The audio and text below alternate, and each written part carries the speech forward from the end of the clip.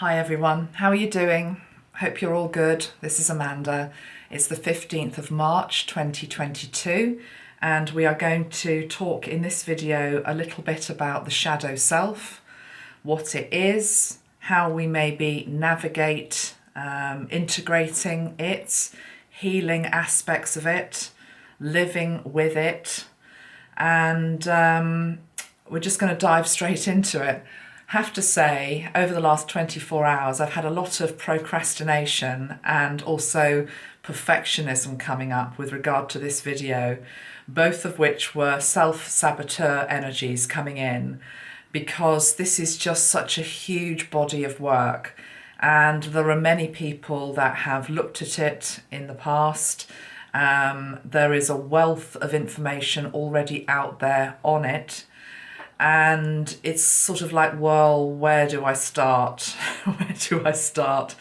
So I'm just going to start here, okay? And we will see where this video leads. I'm sure it won't be the only one that I ever do on this subject. But it is quite interesting because when we talk about shadow aspects of ourself, and I'll explain what they are in a moment, we often think of things, the very obvious ones like, I don't know, greed, envy, rage, anger. But yet things such as procrastination and perfectionism, I would also absolutely put into the category of shadow aspects. It's things that we don't necessarily want to own or say that we can be like that. But actually when we face them and we try to understand what lies behind them, which in the case of perfectionism and procrastination is usually insecurity or feeling that you're going to get it wrong, fear of failure, all of that type of stuff, being out of your depth, then you can work with that underbelly and actually bring compassion and love into it and realise that we're all actually just doing the best we can do in any one moment, in any one day. That would be a good way of illustrating, identifying a shadow aspect, looking at what's underneath it, but then giving the love and the compassion that's needed to self, so that you can't necessarily just sweep it to one side so that that trait never comes up again, but you understand it when it then reappears.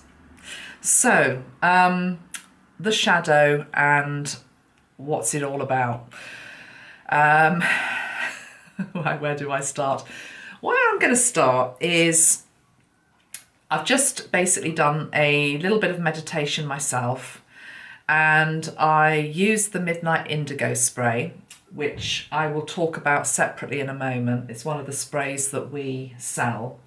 It's called Light in the Dark, okay, Light in the Dark. And I'll spray it for all of us in a moment, but I just want to tell you what I just got. So the image that I got, and this might have been influenced by the fact that last night, to get up to speed with the David Niven energy, because I'm about to bring David Niven through in the next Heart Squad channeling, hopefully within the next week, I watched a film called A Matter of Life and Death. I think it's also called Stairway to Heaven. For some reason they rebranded it. But anyway, why I'm telling you this is that in the film there is a very obvious reference to the steps that you climb physically or energetically or symbolically to heaven, stairway to heaven. The steps that take you to a higher place, to a more enlightened place, to a better place. And that feels wonderful and beautiful when it is our natural time to go. But yet what I was shown when I sprayed the Midnight Indigo was not steps to hell, because I don't actually believe in hell as a fiery pit anyway. I wasn't shown that, but I was shown steps leading down, okay? So these were steps that were leading down, and they led down into what Metatron showed me was a cellar. So those of you that have got maybe old houses with cellars, I mean, maybe your cellar is very neat and tidy, but what I was shown in my vision is what a lot of people do with cellars is they just throw stuff in there. They throw stuff in, they discard stuff in the cellar that maybe they think they don't need anymore, they don't want anymore, it's not useful, it's redundant, it might be rubbish. It's put down there out of sight, the trapdoor then gets shut, and everybody else is just walking around the house, which might be immaculate, and it all looks very pretty and very pristine and very clean. But underneath in the cellar, there is disorder. There also can be dampness, there can be mould, there can be infestations of rats, etc. You get the picture of what I'm trying to convey. And if you actually think about yourself as a house with the cellar, that's often what we do with our shadow aspects. We bung it all down there, out of sight, out of mind. We don't have to think about it until the trigger comes, or the event comes, or the relationship comes that brings that monster back out of the cellar into the living room, into the bedroom, into the shopping mall, wherever it's going to appear. It suddenly bounces up and there it is in your face because it's an aspect of you. It's just you don't want anybody to see it. You don't particularly want to acknowledge that you can be like that.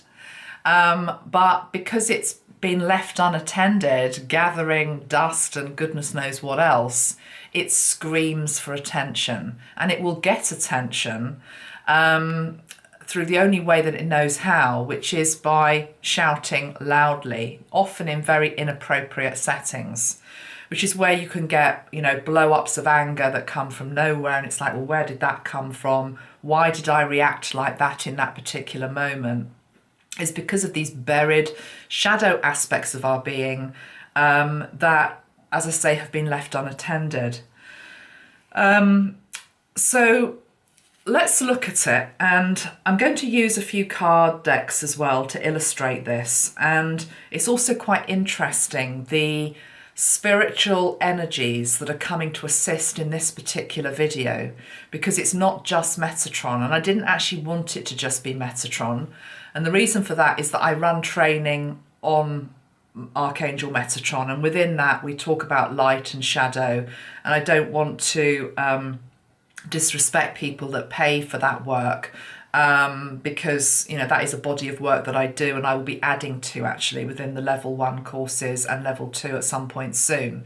Anybody that's done level 1 or level 2 with me, when I upgrade materials, you always get sent the new stuff as well. So you don't have to wait, because it can take me a long time to get the new material uploaded and done. But I just knew that, okay, I'm going to reference Metatron, but this isn't just going to be a Metatron video. And to my surprise, and I am going to say surprise, I've got a very strong goddess energy that wants to come through in this video for you. Now, before I tell you the two goddesses in particular that want to assist, and one of them, I've got her deck, okay, so it's a whole deck devoted to her. Before I tell you who they are, I just stumbled on this piece of writing from I'm not sure whose it is, but anyway, this person says that the ancient Greeks, because they're both Greek goddesses, the ancient Greeks understood the need to honour all the parts of the psyche. For them, these parts were worshipped as autonomous gods and goddesses. The Greeks knew a god or goddess you ignored became the one who turned against you and destroyed you. Any part we disown within us turns against us. The personal shadow represents a collection of these disowned parts, or as Metatron has just showed us, the stuff we've bunged into the cellar because we don't want to deal with it. We don't want to sort it out. We don't want to recycle it. We don't want to take it down to the tip. It can just go there, put the door down, and we forget about it. So, yeah, gods or goddesses that are ignored can become the one who turn against us to destroy us. Now, of course, that's very alarming old language. I don't personally believe in vengeful gods or goddesses myself, but I am amazed that these two have come forward. So, with apologies if I say their names wrong, please don't call me out for that, okay? I'm learning like all of you, but let's not have 1,000 comments about you said the name wrong, because that irritates my shadow aspect, okay? And I own that. So it's like, I'm just warning you. Right, goddess number 1. This is from the, what is this from? The Colette Baron Reed deck, Goddess Power. Hecate, that's the one I'm probably pronouncing wrong. That goddess, I'm going to talk about her in a moment. But also we have got the goddess, the Greek goddess of the night, Nyx. Okay, and I've got a whole deck devoted to her, which is called Wisdom of the House of the Night. So 2 goddesses, Hecate and Nyx, yeah? And we're going to pull some messages from them. Now, those of you that follow me know that I have this rolling thing at the moment where I keep getting letters repeated, because the other goddess on the top of the deck is this one, which is Hestia. And I feel as though I need to pull her. And I've also got this one, I'm realising, which is Hera. Hera? So we've got 3 H's. 3 H's. Hera, Hestia, and Hecate. Hecate is it's called the in-between, and I'm going to go with her first. Hestia is linked into the home, and Hera is linked into alliance. Right. But before I show those, I've also got this card, which sort of is where we're at right now, which is, it's to do with forbidden territory. Now, again, I'm just going to illustrate a story to help you understand what I think this is all about from my life. So when I was a little girl, below the age of 7, I think, probably I was about between 5 and 7, when you start primary school, basically, in the UK, I had, looking back on it, I had some issues as a child, a little girl anyway, and was very, I would use the word repressed maybe in many ways. There was quite a lot of control and some sadness in the home. But the point about it was that I always remember, and this stands out for me, and it's linked to this forbidden thing, which is that when I used to come back from school, in a grump, okay, because I'd had to be a good girl all day at school, okay, I'd had to be a good girl, smile, be pleasant, all the rest of it, you know, but I guess there was like a seething anger that wasn't allowed to be expressed at home and definitely not at school. So when I came home from school, I was always in a grump, and I always remember my mother saying to me, don't come into the house before you've put your bad mood in the dustbin. And she'd make me symbolically do it, you know, or take off the lid of the dustbin and like, have you put it in the dustbin? Okay, you can now come into the home. You can now come into the home, Hestia. You can only come into the home if you are a good girl, if you're happy, if you're going to be good. And many of us grew up with that energy. And indeed, many of us as parents have done the same thing to our children. Because let's face it, sometimes it's anything for an easy life. And that's just the truth, you know? It's like, I'll give you a piece of chocolate if you be quiet. Or if I'm going to put the TV on so you're going to be quiet because I need to do some work or whatever. It's not right, but it's what we often do. Can you see that what that does to the small child is it makes them realise that there are some feelings that I have that I don't even necessarily understand what they are, but I know that I feel them, but I'm not allowed to have them. They are forbidden. They are forbidden. And so what I do is I lock them beneath the vault or in the cellar or behind really thick walled doors. And I don't let them out, because if I let them out, I know that I will be reprimanded, I will be told off, I will be judged. This isn't just about families, it's about society as well. It's about, you know, obviously it's a fine line because you have to have compliance to a degree in society or we would have anarchy. But equally, I think you can see the way that this can seep into all areas of life. It's only okay to have certain feelings and to express those. Other feelings are not okay, and if you have them, you take them out of the room, you take them out of the, you know, take them away from the arena. But then what happens is you go even deeper, which is that you're not just taking them away from the public arena, you take them away from yourself. Except you don't. They're in there, seething, bubbling, frothing away, you know, brewing nicely until the moment when suddenly it all explodes and it all comes out.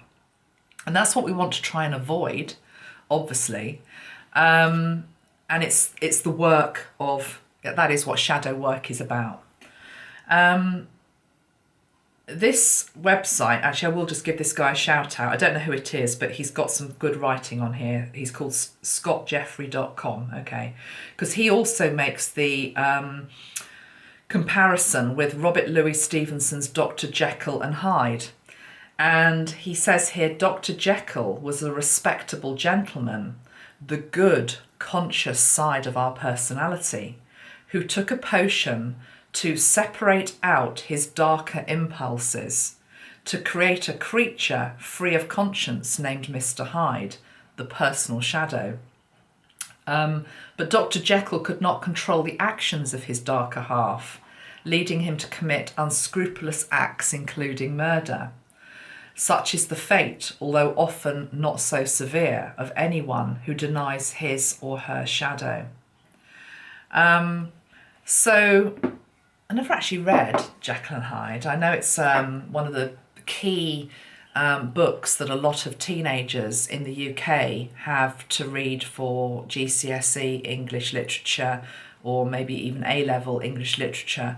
And I don't think that's necessarily a bad thing, actually, to for kids to be really delving into that, even if they're not necessarily understanding it at the level that I'm talking about here.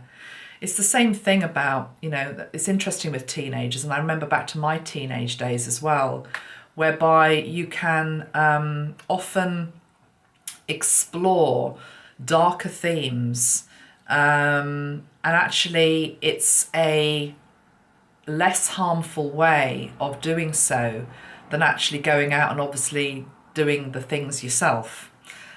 Sounding a bit cryptic here, but I mean, some of the people that I used to follow as a teenager, some of the subjects that they talked about or they sang about were very, very dark, and the themes were very, very dark. But yet I never would have really been interested in my day-to-day persona in terms of going to the type of places that they were sung about or doing the type of things that they were singing about. But yet it was a safety, it was like what do they call it? Like a safety valve. It's like letting off steam, because there is an aspect to our personality that needs to be able to explore and express and look at that type of stuff, but in a safe way.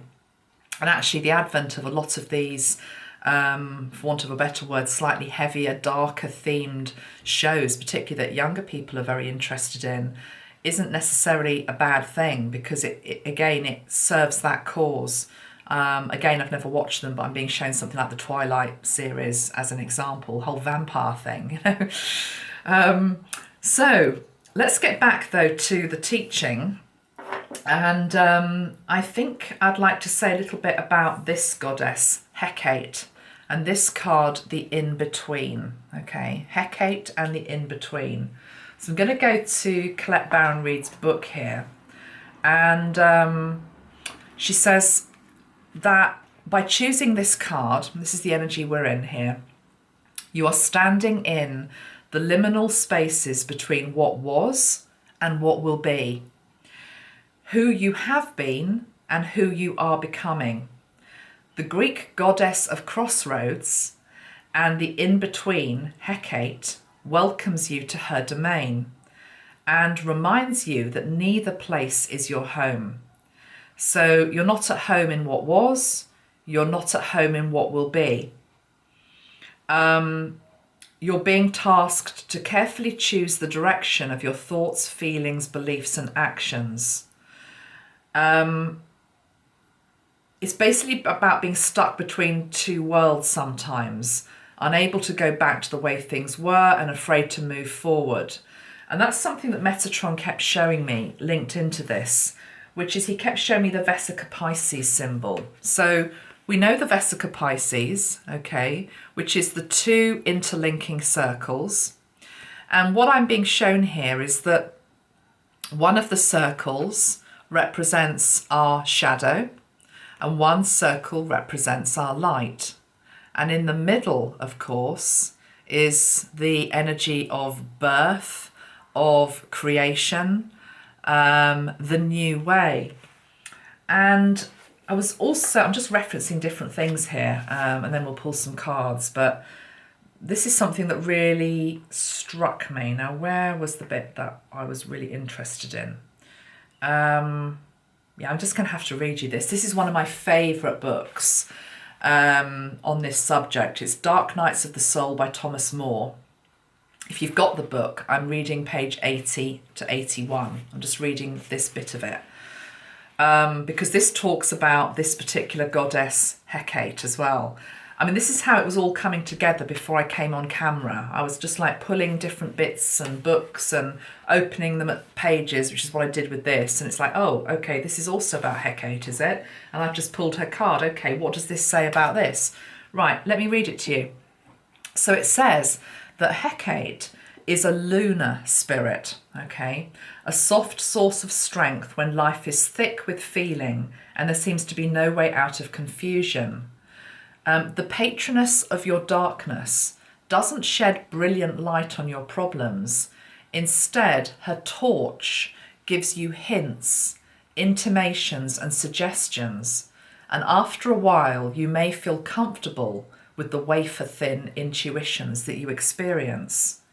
You may not need explanations and solutions, but only indications that everything is essentially all right and that you can handle whatever comes along. So it's talking about the moonlight giving this soft glow onto our shadow rather than blinding light. And I think that's quite a nice energy to work with. Because I think sometimes when we start to do shadow work, there has been that understanding that it's just like I've got to put a full beam onto every single little thing that maybe isn't great about myself, or I don't particularly like, or I know isn't light, basically. And that can be very, very harsh and very, when I say harsh, I just mean it's pretty full on. You know, I believe in terms of healing, it's the onion skin that has to be taken off one at a time, and it has to be done gently. To try to heal everything all at once is far too daunting. It's also very, very dangerous, because if you took away everything that was wrong within anybody in terms of their pain, their trauma, shadow aspects, you'd just be left with this big gaping hole, okay? Remember the Vesica Pisces, one side of this is linked into the more shadowy aspects of our being. So to just take all of that out, you become a really imbalanced person.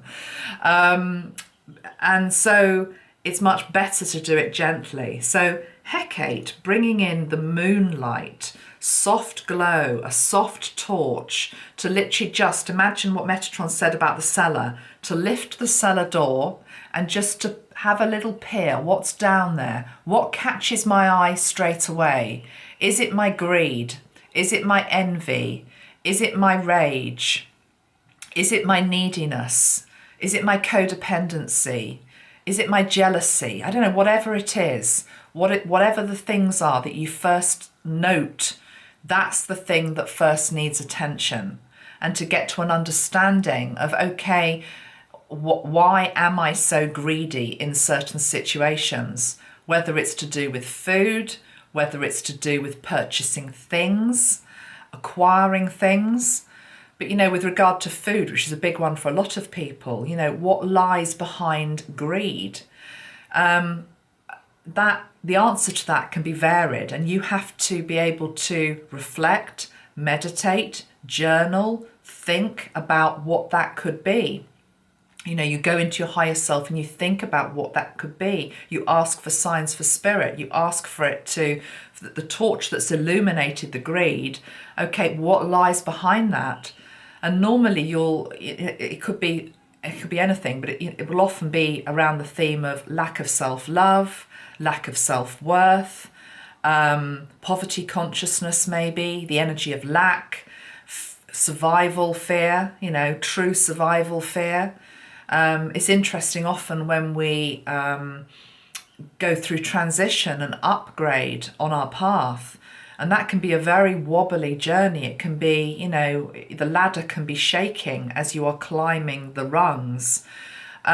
We can put on a layer of protection in terms of fat around ourselves as well. But you get to a point where it's like, well, do I still need that? Do I still need that? Again, the thing about greed, do I need to keep consuming these additional calories to climb the ladder? Now I'm at a steady place. Now there is nothing to you know, I'm there basically. I'm certainly there for the foreseeable future before I then start again.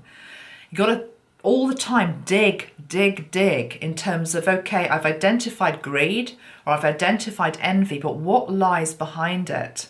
Okay, and thinking about your upbringing and thinking about maybe where you live in the world and society, and, you know, it will be collective, it will be personal. And rather than being daunted by it, seeing it a bit like a magical mystery ride in terms of just discovering deeper and deeper aspects of yourself. But what I really love about this particular book is this last paragraph, these last two paragraphs. So Thomas More, he's talked about the moonlight, he's talked about the torch, and then he says this, psychology tends to be solar, wanting to bring all things to light, to overcome the darkness and to make everything manageable.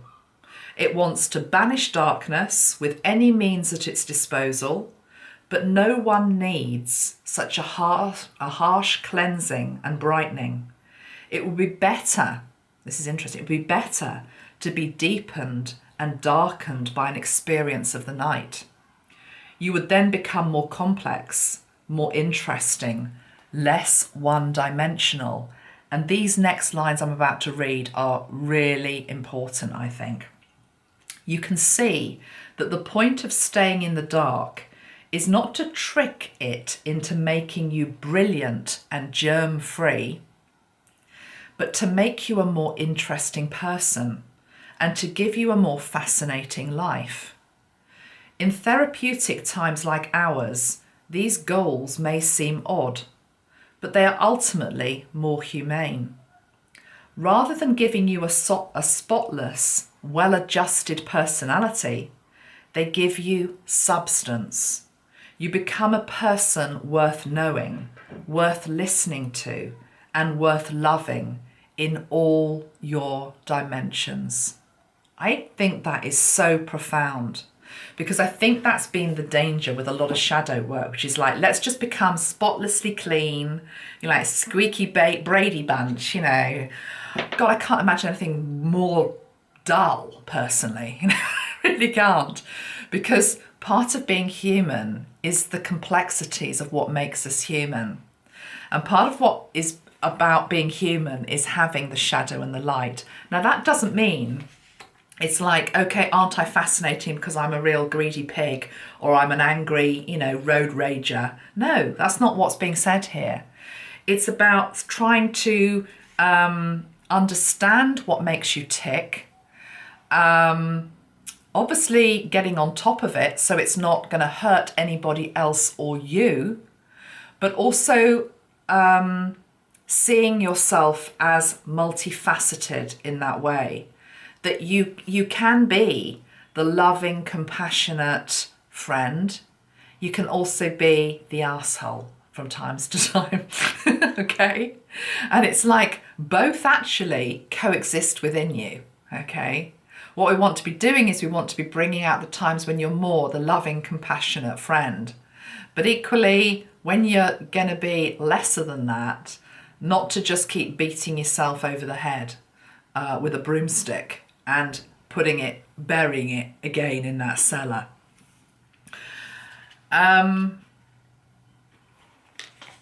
Right. Where do we go here from here, Metatron? Let's pull a couple of cards from this particular deck. This is the Goddess Nyx. Okay, the Goddess Nyx deck. And she is, or was, or is, and always will be the Greek goddess of the night. And remember that little bit I read to you at the start, which is that the goddesses that we suppress become the ones that actually take over us if we're not careful. So within this deck are different qualities that can be very prominent at this moment and that are screaming for attention from the collective and for us. So let's see what the goddess Nyx wants to bring up that we need to be bringing attention to at this moment in time, what we're wanting to sweep under the carpet. So we've got the High Priestess of Water. Let me just tune into this moment, because we've got, these elements are just in every reading that I do. It's true, isn't it, guys? If you watch me regularly, whatever subject I'm talking about, it's like we just keep coming back to the elements all of the time. There's poison in the water. Now, what I'm talking about there is I'm being shown, she's showing me when we're, like, for example, even like when we're washing ourselves, when we're cleansing ourselves, when we're drinking water, the energy with which we're doing it is out of balance. I'm getting the energy of overconsumption, not appreciating the energy of water, being, what's the expression? Careless with water. I'm being shown the collective and those people that are just happy to, for example, leave the tap running when you're brushing your teeth, as an example, or, you know, just using water in a very careless way, not understanding the precious commodity that it actually is. And actually, it's the most precious commodity on this earth. The most precious commodity on this earth is not gold, it's not silver, it's not diamonds, it's not platinum, it's none of that, it's water. Because without water, none of us can even exist. Not the rich man, the poor man, the beggar, the thief, the lover, nobody exists without the energy of water, without water. So actually, and again, we sweep that under the carpet. We don't like to think of that. We don't want to acknowledge that. Just to balance out what I said earlier about my mum and putting your mood into the bin, which is her shadow aspect, but also now passed on to me that I can't, you know, show certain aspects of my being, although I'm working on it, because they're not appropriate or whatever. I will say, to balance out, because my mum is both shadow and light, as am I, as am you. When she dies, she's already told me she wants the charity to be Water Aid, and she makes regular donations to Water Aid, which is the charity that basically bores wells into, you know, places which have no fresh water. So that's an interesting card to get first, isn't it? Right, let's go another layer with it. What else would you like to bring to our attention? Shadow aspects that you'd like to bring to our attention, please. Love. It's interesting on this card that love, the heart has got a black centre. Can you see it's got a black heart in it? Forbidden love. I'm being shown examples of forbidden love, and this is more linked into, it's cultural. Remember, this is a collective reading. I'm being shown instances around our world, whether it's in places such as India or Iran, or wanting to say Italy. I'm wanting to keep with the eyes, interestingly, where Israel as well. Yeah, it's the eyes. Because what I'm being shown is, like, you can only marry, there's an energy within these countries of you can only marry a good Catholic girl. You can only marry within your faith. With regard to the Jewish faith, you can only marry, I'm being shown arranged marriages in places such as India. In Iran, I don't know, I'm just trying to feel into the energy. I'm just being shown women who are being suppressed at some level of being, or maybe very largely, and having to marry maybe people that they don't want to. I'm also being shown, unfortunately, it's not a very nice image to have in my head, but these child brides. I don't know what countries they are that happens in, but again, you know, children being sold effectively, and it's not love, is it? It's not love. It's a black heart. So I'm not saying that all of those countries that is what happens, but I'm saying there is an energy latent within the eyes, the eyes, and it's like the eyes of the world. Why is the eyes of the world turning away from? I'm just now being shown like innocent young hearts that just want to be with another innocent young heart. And it's like, well, maybe you're not of my faith. Maybe you're not of my race. Maybe you're not of my colour. Maybe you're not of my land. But actually, I really love you and I want to be with you. But you can't. Society says you can't. Society says it is forbidden. This is the way things are. Can you see that again? It's a repression. It's like, we'll lock that all away. It's forbidden. It cannot be done. So that's coming up as well. So we've got the energy of love. We've got the energy of water. Both of those two cards also strike me as very feminine. I mean, I know men obviously can love, but there's just something about the fact it is a woman there holding the heart. And here we've got a female priestess of water. It feels as though there is the suppression of the feminine as well. And what's that got to do with shadow work, Amanda? It's got everything to do with shadow work, because again, if you think about the way that our world has been run for thousands of years, it's been run along patriarchal lines. So society, to a degree, even now, although it's changing very fast, is still expecting, in certain circumstances, for the old masculine approach to be the one that we hear, okay? Not maybe the more softer feminine energy, which would not be appropriate in that particular circumstance. So again, that needs to come up. Also the darker femininity as well, the Lilith energy, feeling that very strongly as well. It's like the true strength of the feminine in all her power has been very frightening for the powers that were for a long time. And so absolutely she's been locked down in the cellar, you know. And of course then that manifests in terms of men in society who do actually physically lock young girls and women down in the cellar. We've had awful instances of that, you know, over the years as well. Fritzl, wasn't it? Joseph Fritzl in Austria. So, but it's all about, it's about keeping a lid on it, control. You will be controlled. So I also feel as though there's another aspect to the divine feminine that is like, at the moment, it's forbidden to show that. It's forbidden to show that. You cannot be like that. The divine feminine is only perceived in a certain way. Soft, loving, feminine, fluffy, whatever.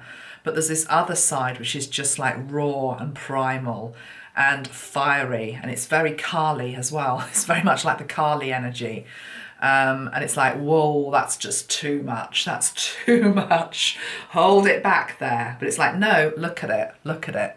And why are you not wanting to look at it? You're not wanting, and I'm talking here society. Society's not wanting to maybe look at it and fully integrate it in certain parts of the world, because it's like, again, it's this whole thing about nice girls aren't like that. You know, nice girls aren't portrayed like that. Nice female energies aren't like that.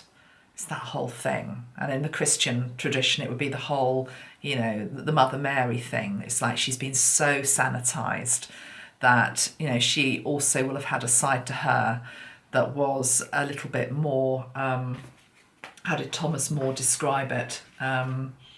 Substance. I like that word, substance. Okay, the substance of a person. Okay. Yeah, you see, because on the bottom of this deck, we've also got the High Priestess of Earth. It's all feminine energy. It's all feminine energy. Quite interesting. Okay. Right, so that's that deck. That was the wisdom of the House of Night, which was the goddess Nyx. So 2 high priestesses, one of earth, one of water. The energy of love. Okay, let's now go to Hecate and see what we can tune into with this. Okay, so this is the card. And let's see what there is to say about this.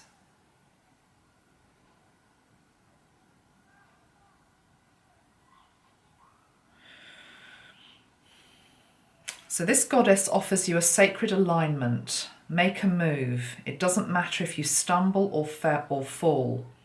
After all, you can always course correct. Bring love to the part of you that is afraid and that has lost faith.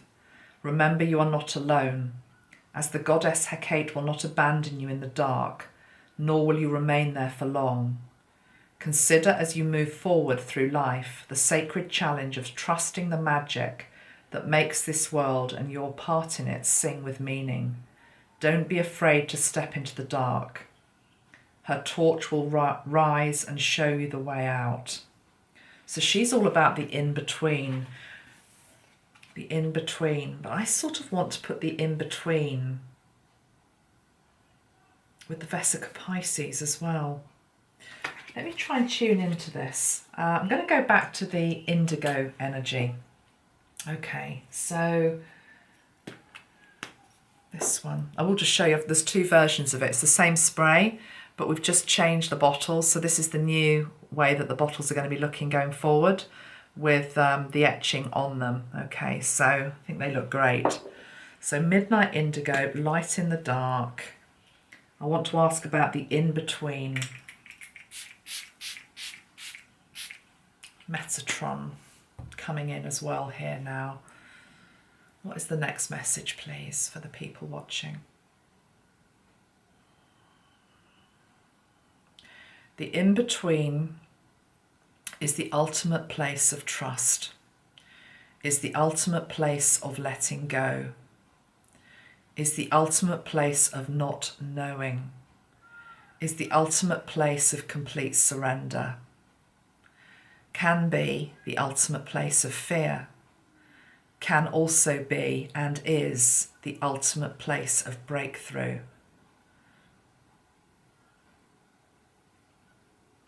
And he's showing me an image of somebody walking around blindfold. And if you're truly in the dark and you cannot see the light and you are blindfolded, you use other senses to feel for where you are going, to sense what is ahead, to also sense what is behind, to hear what is around you,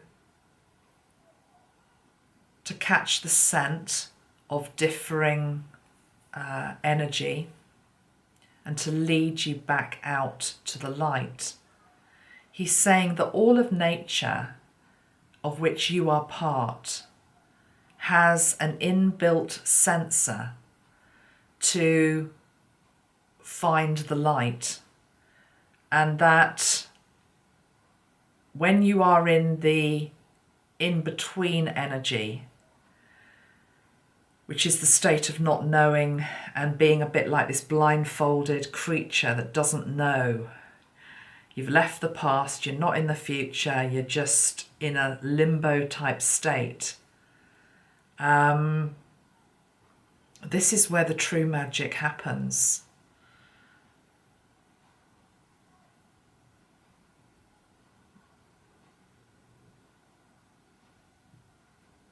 This is where birth happens. This is where stars are birthed. I'm being shown, I'm being taken out now into the wider cosmos and the creation of new stars, which ultimately, the energy of which arrives back on Earth. Everything comes back to center. Everything comes back to here. Everything comes back to this moment. Everything comes back to you. Everything comes back to the soul. Everything comes back to light. When we go into the darkness, we always will come back into the light. It's like the Torus field energy. I'm just feeling this energy of going within and then coming back out, going within and then coming back out. And it should be as natural as breath. This is the thing with shadow work. It should be as natural as breath, that as we go out, we also can come back in. As we go in, we can also then go back out. It should be as natural as that. And for us to be able to shine brighter, we have to, part of the fuel that is required for that is to be able to go into the shadow and to be able to use that as the furnace, the instruction, the teaching that propels us then back further out to be able to do whatever we're meant to be doing. So I'm just feeling there's this very natural rhythm. There's a natural rhythm that we all need to be in, rather than thinking that shadow work is just this thing that we do. Okay, tell me the technique, tell me the meditation, you know, and then I'm going to do it. I'm going to do it. It's like, no, it doesn't work like that. This is literally like breath. It's like, it's constant. It should be constant, because we should almost have like a sensor for when things are coming up from within us. And this, he's saying, it also then links into the energy of honesty, to be brutally honest with ourselves, which many of us don't like to do, because we don't like to face the truth or the mirror image of what is actually in the mirror. That actually yesterday I was really rude to that person, or yesterday I don't know, I was selfish, or yesterday I was really bad tempered, yesterday I was greedy, yesterday you know, it goes on and on and on, doesn't it? But actually, if we can, again, like the breath, the rhythm, if we note it, we've done it, you know, it's done now. There's no point crying over spilt milk. It's out there. We behaved like that because we're a human being and we're going to have those moments. But then what can we learn from that? Why did we do that? Are we able to forgive ourselves? But equally, are we also able to, for example, extend the apology or whatever it is that's needed? Bring the water, calm waters between, you know, whatever has happened. But it should just be this constant ebb and flow the whole time. So he's saying we should be as aware of our darkness and our shadow as we are of our light. But the problem is that society only wants to see the light. And it's still really hard for us to accept that we have got such a multitude of, I'm just being shown the cellar again, and he's just showing me humanity's cellar is stacked to the rafters with unlooked at stuff. Because the other thing that we do, of course, as people, as human beings, is we project. So when we start to feel something that maybe we don't like about ourselves, and remember, this is all very unconscious, it's subconscious. So I remember one of you recently on one of my videos, I'm not calling you out, it's all teaching moments this, but I think you said something along the lines of, well, I don't know anybody that's got a shadow, I don't know anyone that's got these shadowy sides that you're going on about, and this darkness. I just see people that are very lovely and very happy and very friendly, you know, they don't have this darkness in them that you're talking about. And that's just because you're just seeing the surface. It's just like, that's because it's the surface. I mean, it may very well be that for 95% of the time they are that loving, you know, and there are absolutely angels on earth that are very good at showing the light and being the light. But it's also because they've done the inner work. Okay, they've done the inner work. So we all have that. We all have that energy. But yeah, projection was what I wanted to talk about next. Because, so what we'll do is we'll project, won't we? When something comes up that irritates us, or even if we're not aware that it's happening, because as I say, it's subconscious, but we lash out or whatever happens, we will look for somebody else to blame. So when we call somebody else out, And we do this all the time. You know, again, it can be very unconscious in how we're behaving, but we're calling out other people for doing something that we don't like, or for being something that we don't like. Or, you know, it's like, well, you did this, you did that. You're only noticing it because there's something within you that is very similar, but you haven't looked at that. But you can see it in somebody else. You see in somebody else what you know, well, you don't necessarily know, but what needs attention within. It's classic projection. And we see it all the time, don't we? So think about the people in your life. Think about the people on TV. Think about the people in social media. Think about your friends. Think about people that really, for whatever reason, trigger you, or you don't like. And it'd be very easy for you just to point the finger and say, oh, I really can't stand them. And then just think about, well, what is it about them? Just try and refine, what is it about them over there that you really don't like? What is the quality? And then take the quality, one thing at a time. Whether it's selfishness, for example, whether it's overt ego, whether it's being bombastic, whether it's being judgmental, whether it's being cruel, whether it's being unkind. And if you're brave enough to, then go in, we can use the indigo, go in and find the bit of the cellar where there's a pile with your name on it, with all of those qualities that you're looking at in other people and judging. And there will be a pile marked cruelty, or marked bad-tempered, or marked envy. Okay, and we see this a lot, don't we, in terms of particular people on the public stage.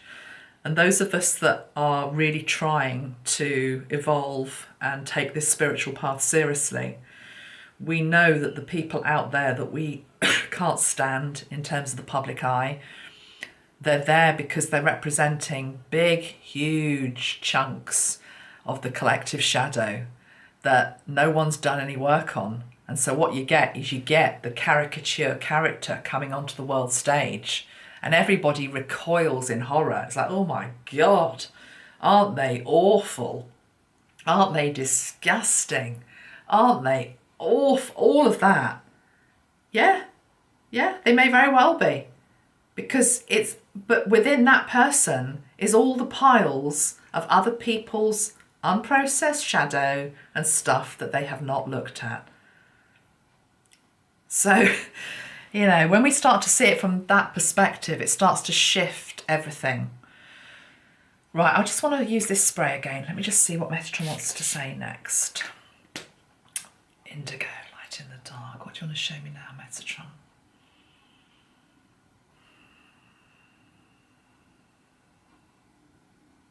Yeah, and he's shown me like a community road sweeper. You know, when you've done something wrong in society and you have to do community service. It's almost like we all could do with a bit of community service. All of us could do with doing a bit of community service. And what he means by that is being humble enough to, whatever it is, sweep the streets, clean the litter from the beaches, tend to whatever needs tending to in our communities. Putting something back, basically, that is good would be helpful at this time to bring the balance back to this light and dark, which at the moment is out of balance. Okay, right, let's just pull a few more cards. Also need to use the sunrise, new dawn, so let's put that there before I forget. So we also had these other cards, didn't we? We had Hera, which is another goddess, which is linked into alliance. I'll show you the card in a moment. Let me just see what it says.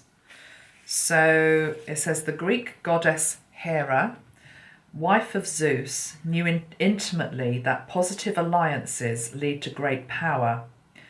At this moment, you're magnetized to receive aid from people who have greater wisdom and can help you to the next level. Perhaps it's a mentor who appears or someone in the know.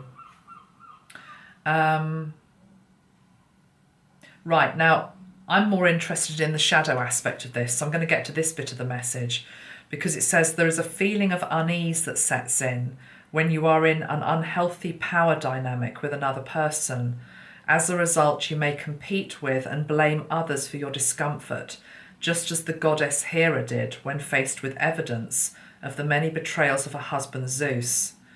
Like she did, you might even stand up for someone who abuses their power to avoid seeing your own role in perpetuating the myth that you need to be a certain way to be accepted or valued. Fear and denial make for a potent hypnosis, one that's passed down from generation to generation. No one chooses this dynamic intentionally. You may have stayed in a disrespectful relationship because you felt that the alliance served you in some way, such as giving you security or status. We're being asked to stand tall and choose collaborative partnerships which have mutual respect and encouragement at their heart. So yeah, she's bringing up here, because remember this is a shadow reading, the relationships or alliances that we have in our life that are unhealthy or toxic or codependent, but for some reason we're hanging on to them because of some sort of, some reason that we're hanging on to them, which we think negates the negative that is in the toxicity, but actually doesn't negate it, okay? So alliances that are out of balance, toxic partnerships, toxic relationships, are all there within the shadow as well, to be looked at and to be brought up for light. So if part of that is resonating with you and you can think of a relationship in your life, it doesn't have to be a love relationship, it could be a friendship, it could be linked into family, it could be a business relationship, but you know is dysfunctional to some degree, start to tune into why you are still there, but equally also be truthful and honest about why it is serving you, okay? So why is it serving me? And then the next question is maybe what I'm learning from this experience. But again, where is the red line in terms of it becoming so toxic or dysfunctional that, you know, it's tipped over into something more dangerous for your health, your mental well-being, or anything else?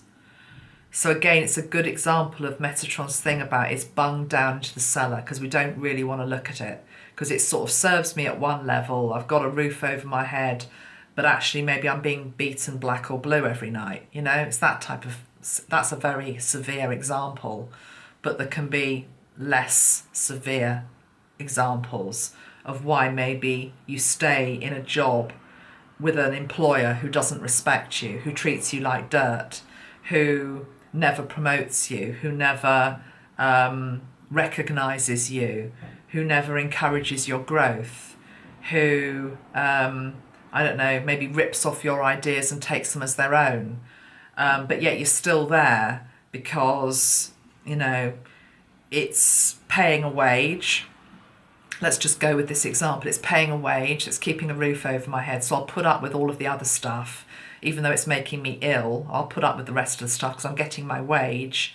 Now go into another level of it. What actually that's about is the shadow fear that you wouldn't be able to get another job, that there is no other employer that would be able to give you the same wage or higher. That at some level of being you are not marketable, you know, you would not be valuable to somebody else. So you have to stay in the job that actually is destroying you slowly, because it pays the wage. So it's recognizing the dynamic and what's happening, but then it's working with that much deeper root in terms of a feeling of, again, probably lack of worth. I'm not worth any more than that. Or I would not be able to find anything else. And I know I'm saying this in the middle of a very, very difficult climate in our world, where many economies are in difficulty. It's not boom time at the moment. It's difficult out there, but it's not impossible. And truly, if you're on the spiritual path and you really believe in yourself and you trust and you have faith and you take the necessary steps, you're not waiting just for the job to land, you know, like manna from heaven. You're knocking on doors, you're sending the letters, you're creating alliances with other more healthy, functional people that might be able to then network. Why would the universe not bring something good to you? So that would be a good example of how this goddess Hera is wanting to help you in that way. And it's interesting that she's got, I don't know whether this is just the depiction in this deck, but she's got peacock feathers. And I always think of ego when I look at the peacock, because the peacock does strut around, doesn't it, in terms of how amazing do I look. So there's also this aspect of ego. It's an ego versus faith. You know, the ego's telling you that the job is good enough. It's all you're going to, you know, it's good enough. It's okay. Whereas your faith will be telling you, maybe take a jump and try something else. Not an unnecessary risk, but just, you know, creating the alliances that would be better for you. Let's have a look at this one now. Hestia, home, goddess number 22. Now, I'm going to just share something personal with you because it's quite funny. I pulled these cards yesterday. I've had them sitting on my altar. And I knew that this goddess, Hecate, the in-between, was for the collective. And then I thought, okay, yeah, well, interesting. Okay, we'll talk about her. And I thought, okay, I'll just pull one for me. I was just interested. I was saying, okay, I wonder what goddess is around me then. And I pulled this one, Hestia, and I just rolled my eyes. I was like, oh God, it would be her, wouldn't it?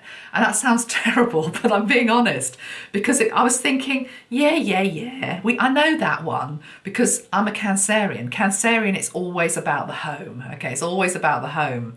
And I was just like, oh, it's a bit disappointing, really. I was wanting a different type of goddess. So let's have a look at what I'm so resistant to looking at. We just got to laugh at ourselves. Okay, it says here, are you surrounded by clutter in your home or work? Do you have objects or clothes that have negative stories attached to them? Every object holds energy and tells a specific story. The pants that don't fit shame you. Oh, this is so funny, I'll tell you in a minute. The pants that don't fit shame you. The gift from an ex-partner taunts you with disappointment or resentment. The books you will never read shout at you. Who needs this cacophony? Walk away from situations you know you don't belong in. Get rid of all of it. Yeah, I mean, I just so get this, guys, and I can't be the only one. This is absolutely where I'm at the moment, okay? So I've put a bit of weight on, which I'm not particularly happy about. I'm trying to get it off, but it's really hard when you get to 55. It doesn't come off as easily. I will get there eventually, but I've got a whole load of clothes in my wardrobe I can't get into. And literally today I was just thinking, get rid of them all. Get rid of them all. It doesn't mean you've got to go up a size. It just means get stuff that you feel happy in. Get stuff that you love. You know, if you follow me on Instagram, I put that silly little post up yesterday about shall I keep this shirt or shan't I? It's the same thing. It's just like I want to let a whole identity go. It's like I don't want those clothes that don't fit anymore. If I need to just start wearing loose flowing clothes, hell, what does it matter, you know, if I'm happy? The books, that exactly was what I was thinking about, because I'm just going to show you this, guys. I have to lighten it up a bit on this video. You know I'm going to channel David Niven next, so I'll tell you the story of how this book came into my home on the video, but you can see it's quite a big, hefty tome. And this book is amazing. Literally, you can open it any page, and he's a really good example as well of a man who had substance, because even though he was a gentleman, he was also a ladies' man, okay? Even though he was very, very multifaceted. And absolutely, there was shadow within David Niven just as much as light, as with all of us. So he's going to be great. But anyway, yeah, I looked at this book and I thought, do you know what? I'm actually going to read this book. I'm going to read all... How many pages are there? I'm going to read all 525 pages. And actually, I think I probably will because I know I'm going to love it. And then I thought, oh my God, but you haven't read all of these other books downstairs. And there's one in particular, and don't shout me down when I say this guy's name, because I know lots of people love him or hate him. But I've got Barack Obama's autobiography or biography, I always get them the wrong way around. I've had it sitting down on my shelf for about the last 5 years. And John said to me, he said, are you going to read this? Should we get rid of it? I said, no, I am going to read it. I am going to read it. So can you see, it's this whole, why am I talking about this? What's this got to do with shadow? It's got everything to do with shadow, because it's this thing about I should, okay? I should be able to get into those clothes. I should have read the Barack Obama book. I should do this. I should do that. Should is a great shadow word, okay? But again, what lies beneath that? What's so bloody important about reading the Barack Obama book? If I'm honest, and I just tune into it for one moment, okay, let me do this. I think it's because in my mind, my shadow is saying, if you read that book, I don't know, there's almost like a sort of an intelligence to it, you know, that's sort of like, it's and not that I've ever done this, I'm not like this, but you know, people that sleep around, which I think is really tacky, but again, that's a judgment, that's shadow. But you know, it's like the notches on the bedpost, you know, and it's a bit like books. It's like, oh, I can tick off that I've read the Barack Obama book. You know, you're at a dinner party. Oh yes, that was a very good read, that one. It's all nonsense. It's all ego. It's all shadow. You know, it's like, who cares? It's all one-upmanship. It's like, oh yeah, have you read that? Can you see? This is what's so funny about all of this, okay? And it's a bit like that with dress sizes sometimes. Like, oh yes, you know, well, I'm 55, but I can still fit into a size whatever, you know. I can still get into the same jeans that I was when I was 20. Well, good on you, love, I can't, you know, but it's the same thing. It's sort of this thing about should, you know, and it's this voice in your head that then sort of says, oh, well, you're a failure, aren't you? Well, actually, yeah, you're just, you know, whatever. So what I'm trying to illustrate in this video that's going all over the place now is you've got to try and also have a little bit of fun with the shadow, okay? Because you've got to be a bit like Muhammad Ali. You've got to dance with it, okay? You've got to dance with the shadow. If you go into shadow work just in sort of like a very sort of like, right, today is the day I'm going to tackle why I get angry, okay? Or why I eat too much, so now I can't get into my trousers, you know? I've got to get to the bottom. It's like, oh God, who wants to do that? Who wants to do that? If you can then start to just have a little bit of more fun with it, you know, and just like, and compassion and laughter. I think laughter is one of the best medicines in our world, okay? We all take ourselves far too seriously, okay? So like, okay, so, well, why, you know, why do you feel like that? Why do you feel like that? Let's just soften. Why do you feel like that? Okay, what's the wound behind that? What is the wound behind why you feel like that? Then we're into a whole different energy, okay? But always remember that the angels as well, who are our helpers and our healers, I keep hearing laughter is the best medicine as well, okay? So good old Hestia, the goddess I wanted to throw into the cellar. So I don't want you again. Give me something more exciting. Actually, I can now completely see, yeah, you're perfect. That's exactly where I am. Yeah, let's have a good old clear out. Because she says, walk away from situations you know you don't belong in. Get rid of it all. Get rid of the possessions you don't need, etc. When you remove the superfluous distractions, it's amazing how your intentions come together like magic. Make space for the miracles the goddess Hestia has in store for you. Yes, it takes worth, but it's worth it. And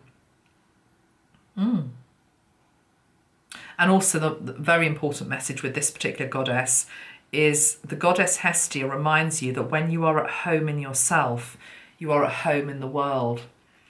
It's true, isn't it?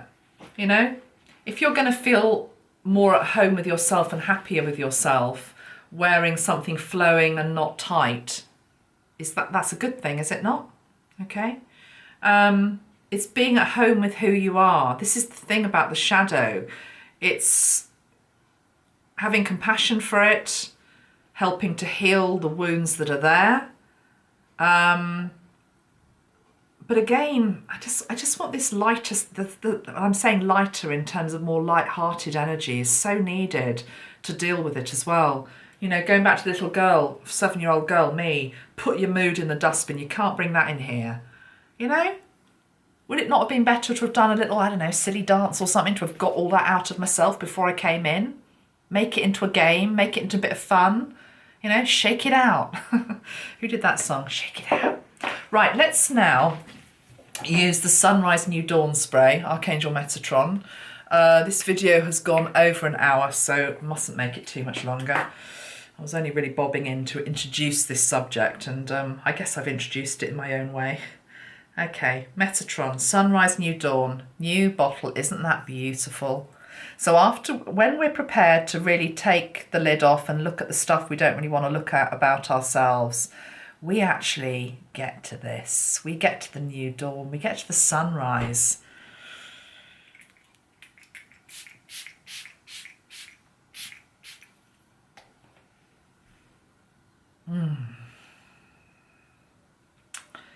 Just wants to it makes you want to just dive back into life again. It's what Metatron was saying earlier. It's the rhythm, it's the Torus energy. It's like I've gone within, I've had a look at that, I've nursed it a bit, I've sat with my sadness, I've sat with my disappointment, I've sat with my anger, I've tried to understand it, I've given it time, I've given it some attention, I've talked it out, I've journaled it out, I've just felt it, I've maybe cried, I've maybe punched a punch bag, I've gone for a run. But now I'm feeling better. Now I want to come back out into life. And life feels so much sweeter for having done the purge, the cleanse, whatever you want to call it. It's so much sweeter. This smells amazing, I have to say. Everything is sharpened. When you truly have been able to face the stuff you haven't wanted to face about yourself, everything is sharpened. The birds are louder in the sky. The sun feels brighter. The warmth is more deeper into the skin. Senses become heightened. There's more space for the light to grow, basically. So, guys, I hope you've made some sense of of this today. It was really just intended as a introduction to this huge subject. It's nice to have brought in the goddess energy. Metatron, of course, was going to have his say. Let's end with a Metatron card.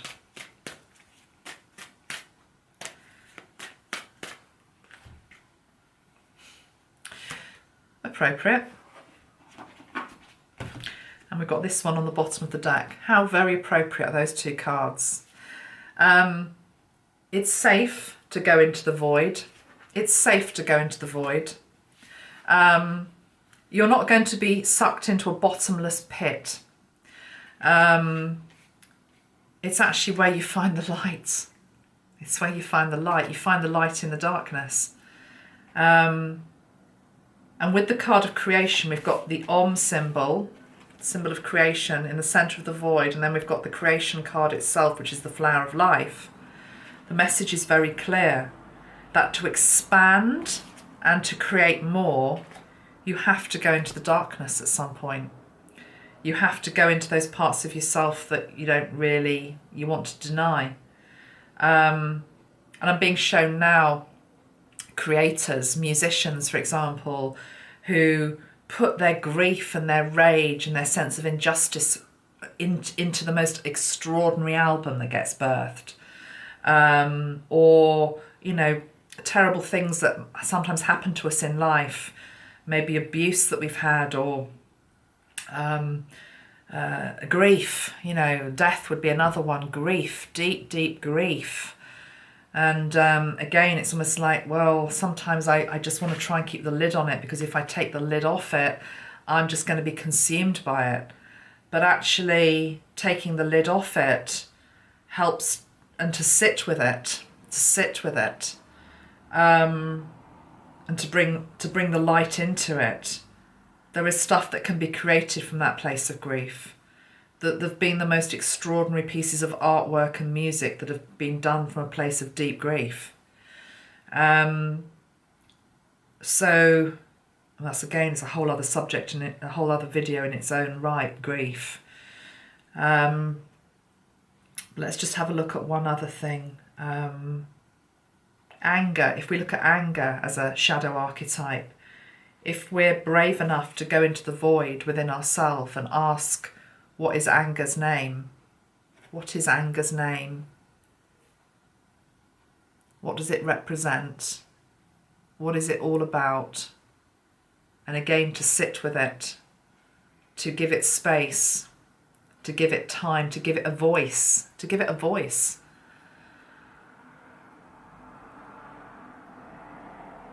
That can then be channeled into a constructive way.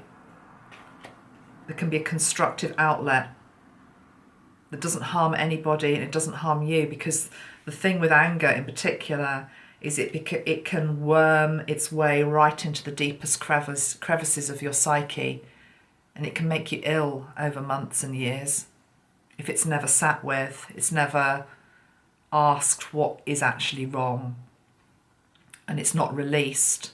Maybe it needs to be heard. Somebody needs to hear the story, the tale. Maybe you need to write about it. And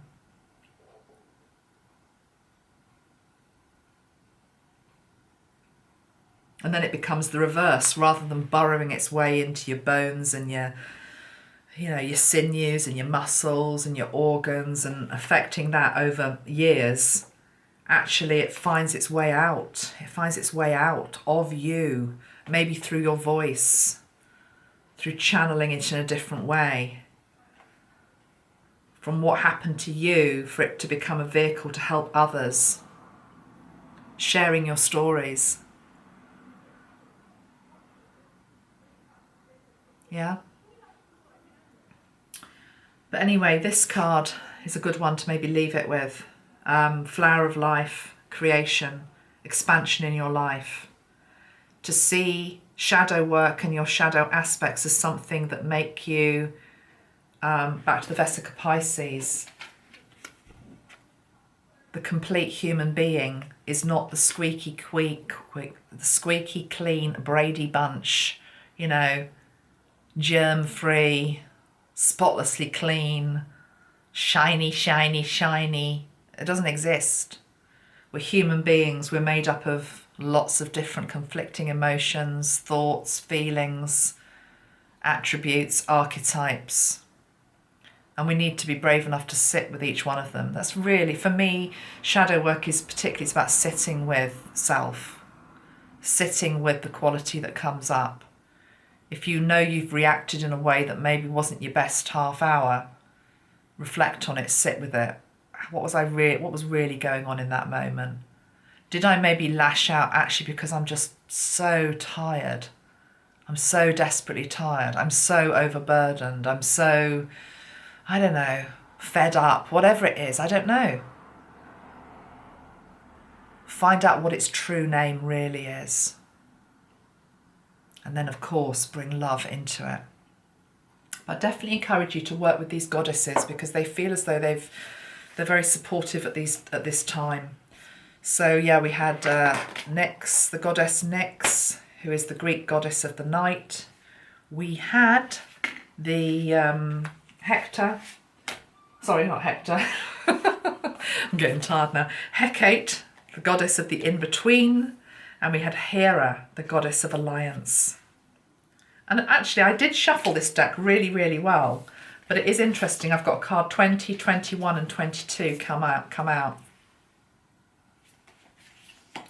It's as easy as A, B, C. That's what I'm feeling. It's like, again, we put off doing this work. We put off looking at this stuff because it's going to be too hard. It's going to be too difficult. If we can just think, actually, it's literally, going back to what Metatron, it's like breathing. We can do this stuff. We can do this stuff. We can look at anything. We can heal anything. We can integrate anything. We can sit with anything. Because you are God in a body. You have got divinity within you. So there's nothing that you cannot face. I'll leave that thought with you. Take care, my friends. Lots of love. Next time you see me, I will be back with David Niven, and I'm really going to be enjoying that. And I might find a really floaty something to wear for him, because he was a bit of a ladies' man. He liked a bit of glamour, did our David.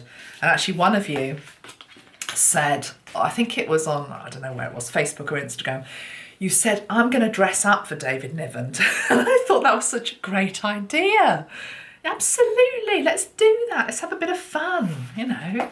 Let's have a bit of fun. Anyway, that'll be within the next week. I'll bring him through. I'm a little bit short of time this week, but take care of yourselves. Thank you very much. Please like and share the video, particularly like the video if you have liked it, because it does help other people to see it, the way that YouTube works. Thanks very much, everybody. Bye-bye for now. Bye.